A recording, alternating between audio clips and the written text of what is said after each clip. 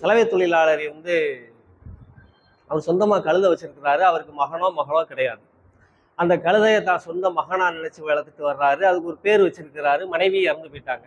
அது கூட பேசிக்கிட்டே போவார், பேசிக்கிட்டே வருவார். இப்படி ஒரு நாள் பேசிட்டு துறைக்கு போய்கிட்டு இருக்காரு. துறைன்னா ஆற்றுக்கு போய்கிட்டு இருக்கிறாரு.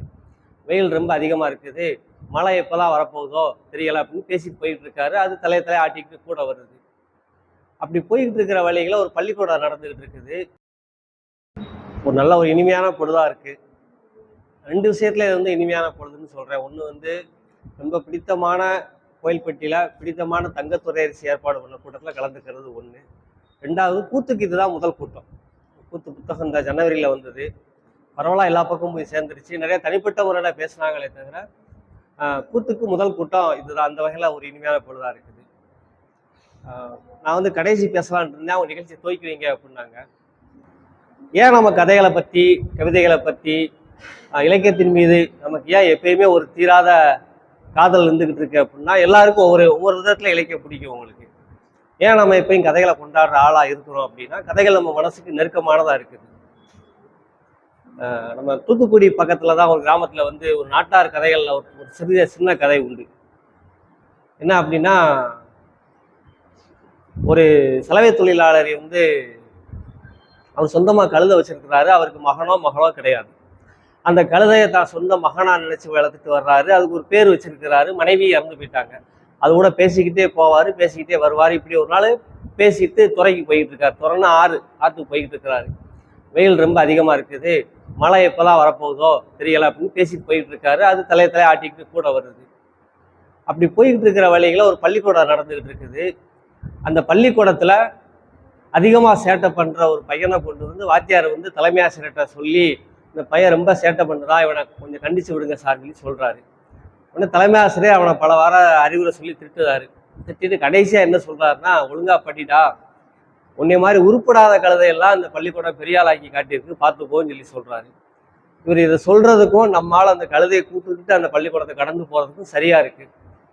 இவன் காதில் முன்னாடி பின்னாடி பேசுனதான் விழலை. உன்னை மாதிரி உருப்படாத கழுதையெல்லாம் இந்த பள்ளிக்கூடம் பெரிய ஆளாக்கி காட்டியிருக்கணும்னா இவன் அப்படியே திகைச்சு நின்றுட்டான். அப்பா உள்ள ஆனாவன்னா 1 2 சொல்லித்தர வாத்தியார் தான் இருப்பான்னு பார்த்தா, கழுதையை மந்திரம் போட்டு மனுஷனாக்கி பெரிய மந்திரவாதியில் உள்ள இருக்காரு, இவ்வளோ நாளாக தெரியாம போச்சேன்னு சொல்லி கழுதையை பள்ளிக்கூடத்துக்குள்ள கூட்டு போயிட்டான். இவன் போக முன்னா தலைமை ஆசிரியர் அந்த பையனை சத்தம் போட்டு வகுப்புக்கு அனுப்பிட்டு அவர் வேலையை பார்த்துட்டு இருக்கிறாரு. இவன் போனதே சரின்னு சொல்லி அந்த கழுதையை தலைமை ஆசிரியர்களை கூட்டு போய் அவர் டேப்ல கெட்டி போட்டு, அவர் குனிஞ்சு எழுதிக்கிட்டு இருக்காரு. நடக்க ஒன்றும் தெரியல. கெட்டி போட்டுட்டு ரெடார்னு அவர் காலில் விழுந்துடுறான். அவர் அப்பதான் பார்க்காரு, காலில் ஒருத்த விடுறான், பக்கத்தில் ஒரு கழுதை வரை கட்டி போட்டுருக்கு. இது பார்த்து என்னப்பாங்கிறாரு. சாமி, முதல்ல நீங்க என்னை மன்னிக்கணும். இவ்வளவு நாளா உங்களோட அருமை பெருமை தெரியாம நான் சுத்தி கிடந்துட்டேன். நான் ஒரு கிறுக்கு பையன்.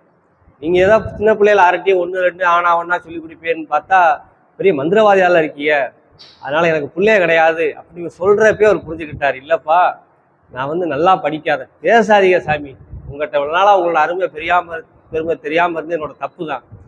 அதனால எப்படியாவது இந்த கழுதை மந்திரம் போட்டு பெரியாளாக்கி மனுஷனாக்கி என்னை கொடுத்துக்கிறார். எனக்கு புள்ள ஊட்டி கிடையாது, நானும் பின்னாடி பொழைச்சி போடுவேன்னு சொல்லி அவர் காலை விட மாட்டேங்க, கண்ணீரால் அவர் பாதத்தை கழுவுறான். அவருக்கு ரொம்ப சந்தோஷம். அப்போ அந்த காலத்துலேயும் தலைமை ஆசிரியர் காலில் விழுந்து அழுத ஒருத்தர் இருக்காண்ட அந்த ஊரில் அப்படின்னு சொல்லி சந்தோஷத்தில் அவனுக்கு வாக்குறுதி கொடுத்துட்றாரு. சரிப்பா, நீ போயிட்டு 3 மாதம் கழிச்சு வா, உன் கழுதையை நான் பெரியாளாக்கி பெரிய மனுஷாக்கி வச்சிருக்கேன், கூட்டு போங்கிறாரு. அவனுக்கு சந்தோஷமாக போயிடுறான். அவன் போனதுக்கு அப்புறம் இவர் அந்த கழுதையை அவுத்து பியூன்ட்ட சொல்லி வெளியே ஓட்டி பற்றிடுறாங்க. அதை விட்டா போது தப்பிச்சு ஓடிடுச்சு. 3 மாதம் ஆச்சு. 3 மாதம் கழிச்சு இவர் மறந்துட்டாரு. ஆனால் நம்மளாலும் மறக்கல. ஒரு தட்டில் தேங்காய் வாழைப்பழம் ஒரு 50 ரூபா வச்சுக்கிட்டு திரும்ப வந்துட்டான். இப்போவும் தலைமை ஆசிரியருக்கு அவன் அடையாளம் தெரியல. யாருப்பா நீ, பிள்ளைய பள்ளிக்கூடத்தில் சேர்க்கணுமாங்கிறாரு. அதெல்லாம் சேர்த்தாச்சுங்க. இப்போ அவன் குரல் அதிகாரம் இருக்குது. ஏன்னா இப்போ பெற்றோர் உள்ள பையன் படிக்கிறான். சேர்த்தாச்சுங்கிறான். எப்போ சேர்த்த? 3 மாதத்துக்கு முன்னாடி.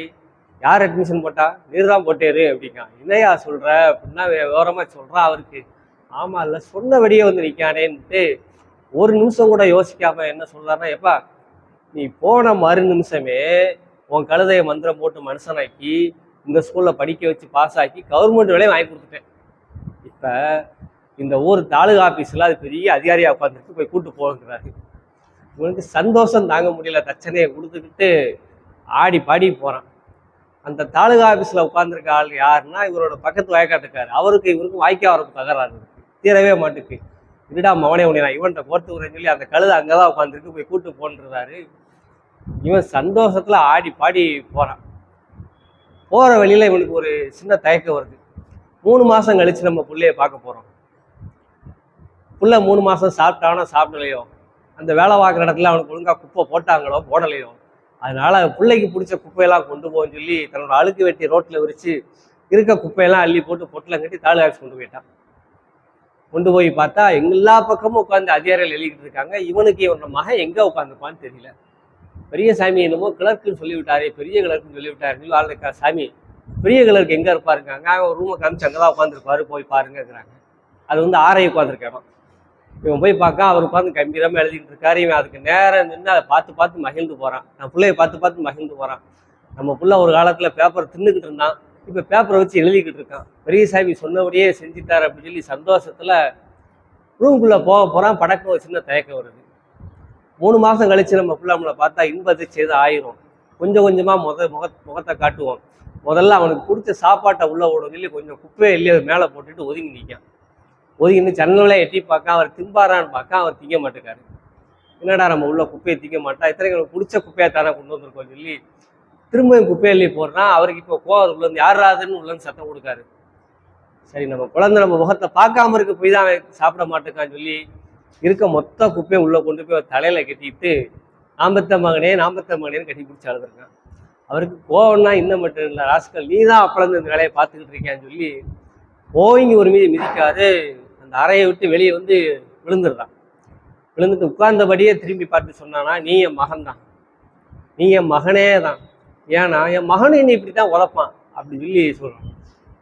இது ஒரு கதை, இந்த இடத்துல நிப்பாட்டிக்கிடுவோம். இப்போ என்னன்னா, இது வந்து நம்ம மாவட்டத்தில் சேகரிக்கப்பட்ட ஒரு நாட்டார் சிறுகதை. பொதுவாக ஒரு நாட்டார்புற சிறுகதை அப்படின்னா பறந்து மாவட்டம் முழுவதும் அந்த வட்டாரம் முழுக்க சொல்லுவாங்க. ஆனால் இந்த கதையை ஒரு குறிப்பிட்ட கிராமத்தில் மட்டும் சொல்லியிருக்கிறாங்க. நம்ம பேராசிரியர் சிவசுப்பிரமணியன் நாட்டார் கதைகளை சேகரிப்புக்கு போனப்போ அவருக்கு ஏற்பட்ட அனுபவம் இது. அவருக்கு ஆச்சரியமா இருக்கு, அது எப்படி பக்கத்து கிராமங்கள்லாம் இந்த கதை இருக்க மாட்டேங்குது, இந்த கிராமத்தை மட்டும் சொல்றாங்களே ஏன்னு திரும்ப விசாரிச்சப்பதான் உண்மை தெரியுது. அந்த கிராமத்து ஜனங்களுக்கும் அந்த ஊராட்சி மன்றத்தில் உள்ள பஞ்சாயத்து கிளர்க்குக்கும் தகராறு. அவர் இவங்களுக்கு ஏதாவது நல்லது பண்ண மாட்டேக்கார், தகராறு. அரசு பதவியில் இருக்கிறவங்கள சாதாரண எளிய கிராமத்து உழைக்கும் மக்களால் உடனே போய் சண்டை ஓட்டு ஒன்றும் செஞ்சிட முடியாது. அப்போ அவன் என்ன செய்யறானா, அந்த இடத்துல அந்த அதிகாரத்தை பழி வாங்குவதற்கு சாதாரண மக்களுக்கு கதை கை கொடுக்குது. அவங்க ஒரு கதையை உண்டுறாங்க. அந்த கதையில அந்த அநியாயக்கார அதிகாரியை கழுதையா சித்தரிக்கிறாங்க. இப்போ இந்த கதையை நான் உங்ககிட்ட சொல்றேன், நீங்க என்ன பலவர்கிட்ட சொல்லுவீங்க. அப்போ இந்த உலகம் இருக்கிற வரை அந்த அநியாயக்கார பஞ்சாயத்து கிளர்க்கு இந்த கதையில கழுதையா சுத்திக்கிட்டு இருப்பார் இல்லையா. அப்போ வந்து இதுதான் கதை இலக்கியத்தோட மகத்துவம். உங்களுக்கு நீங்க வந்து உங்களோட ஆற்றாமையை, உங்களது கோபத்தை, உங்களோட இயலாமையை காலங்காலமாக நம்ம வந்து வன்முறையினால் தீர்க்கலாம். அது வந்து போதிய தீர்வு கிடையாது. உங்களுக்கு நேர்னா போய் சண்டை ஓடுறது இதெல்லாம் எழுத்தின் வழியாக கவிதையாகவோ கதையாகவோ பதிவு என்ற விஷயம் இருக்கு இல்லையா, அது வந்து காலந்தோறும் நின்று அவர்களை கேள்வி கேட்டு கொண்டிருக்கும், பழிவாங்கி கொண்டிருக்கும். அதுதான் கதையின் மகத்துவம். அதனாலதான் நம்ம கதைகளை தொடர்ந்து கொண்டாடிக்கிட்டு இருக்கிறோம். நம்ம எழுதப்பட்ட கதைகள் ஒரு பக்கம் இருக்கலாம், நம்ம எழுத நினைக்கிற ஒவ்வொருவருமே ஒரு சின்ன சின்ன கதைகளை வச்சிருப்போம். நமக்கு எல்லாருமே கதைகள் கொண்டவள தான் இருப்போம். அதனாலதான் நம்ம கதைகளை கொண்டாடி கொண்டிருக்கிறோம்.